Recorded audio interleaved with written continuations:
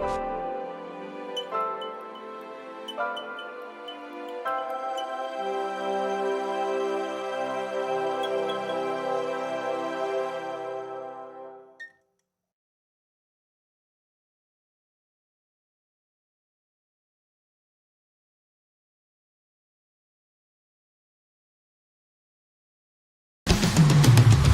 this the end of all the endings? My broken bones are mending.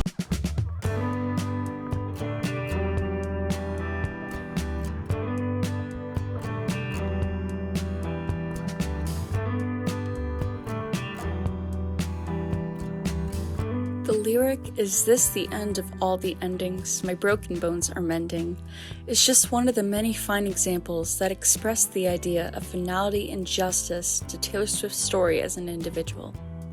Of course, she's still very much young at her current age of 32, but it's through how she has shared details about her life ever since her debut album in 2006 when she was merely 16 years old. Seeing all these buses parked out there and being like, I wonder if I'll ever get to do that. From the start of the nostalgic and relatable first love and high school crushes with songs like Our Song and The Other Side of the Door, to adult relationships that would influence how Swift would go about future relationships, with songs like All Too Well and Out of the Woods. And finally, to be with the person that seems to be her final one and only with songs like Dancing with Our Hands Tied and Lover. We could leave the Christmas lights up till January. Taylor Swift has given fans an insightful and incredibly personal look into her journey to finding the one tied at the end of that invisible string. Let's of course not derail from how Swift has let us know more about her life through more than just her love life. She's let us in on new updates in her life by being active on Twitter and Instagram to show us how her life has evolved into the magical experience that it's become, overall being vulnerable to thousands upon thousands of people. I am Taylor Swift, I am dating blank. Nobody. Ultimately, as someone who's been a fan of hers ever since 2008, the journey that she's been on to go from a young teenager with hopes and dreams to being one of the most beloved and worldwide famous artists is beautiful. The experience of seeing Taylor Swift grow up throughout the years also brings out a sense of nostalgia, as we've also grown up along with Swift, going through experiences that are entirely our own, yet still ones that we can relate to what Swift had gone through herself once before. Somebody tells you they love you, you gotta believe that.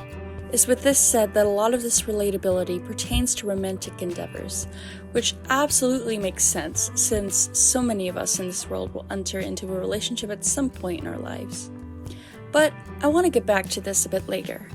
I want to focus on Taylor Swift herself as an individual, her and just her alone.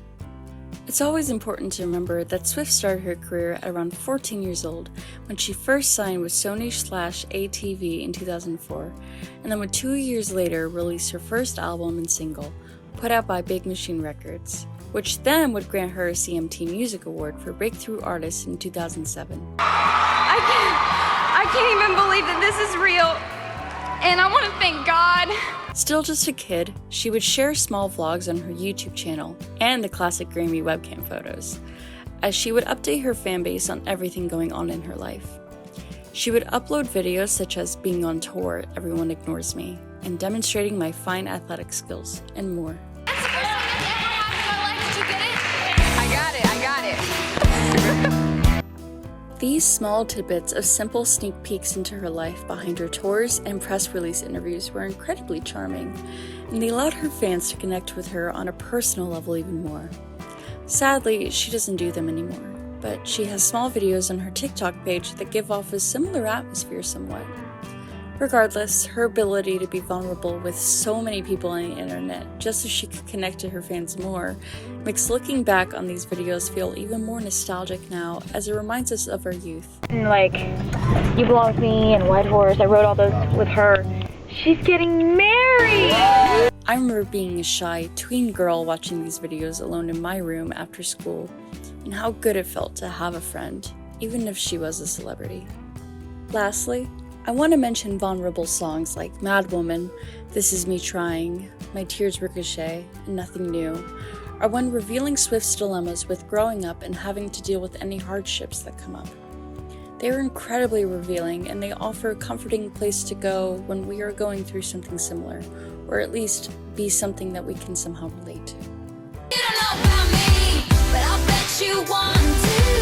Everything will be alright. Alright, now that we've paid a glorious second to spend on Swift herself, we can get into how writing so much about her love life over the years, and how it's largely impacted her, protrudes a sense of nostalgia as well. First loves are always a soft or sore spot for those who have had one, especially if they ended badly.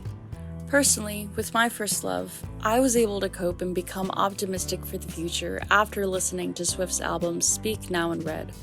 I used to know my place was the spot next to you. Now I'm searching the room for an empty seat.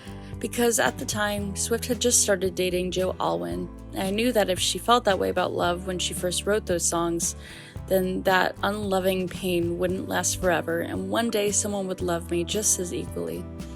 The nostalgia of Swift's pain from viewing love through a negative lens stems from how, when we first get into that relationship that doesn't work out, we believe that love will not be something that works for us.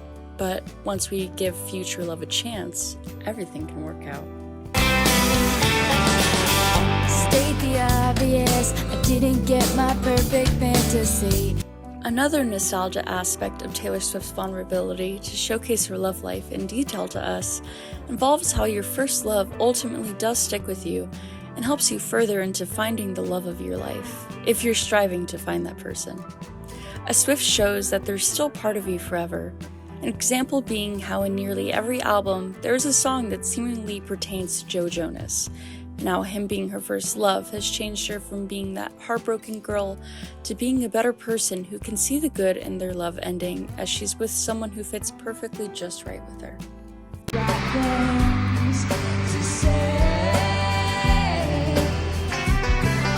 Throughout all her woes, Swift's lovely journey has been a long one for her, and it's magical to see how being in a relationship with Joe Alwyn has transformed her into finding her one and, hopefully, final lover. And even if that doesn't work out, she still cemented herself to be a fantastic individual that can get through anything, and that love is just a part of her, not who she is. Got a long list of ex-lovers, they'll tell you I'm insane. Overall, it makes us reminiscent as we've been there singing along to her heartbreaking songs with her, to now finally being able to happily dance around to her lovey-dovey ones. To make a long story short, Taylor Swift's growth through all the drama and hardship she's been through is immense. She's seemingly become a better person because of it, and it's nostalgic to picture her fans going from young individuals who don't have likely as much of the wisdom that they do now. Oh, I knew you were trouble when you walked in, so shame on me now. It's enlightening to realize this as growth is a process, and with Swift's project of re-releasing her songs as her version just cements this process. As fans, it heals our inner child, and there's nothing more nostalgic than being there for your inner child. Overall, it's brave how much Swift has revealed to the public and her fans. It has led her to be scrutinized at times, but after everything, she has stuck it through. She can only grow further and further from here, and she gives us the chance to know that we can also further our growth. And at the end of the day, nothing will beat the feeling of singing an early Taylor Swift song at the top of your lungs as you sing it with much more than you used to know then.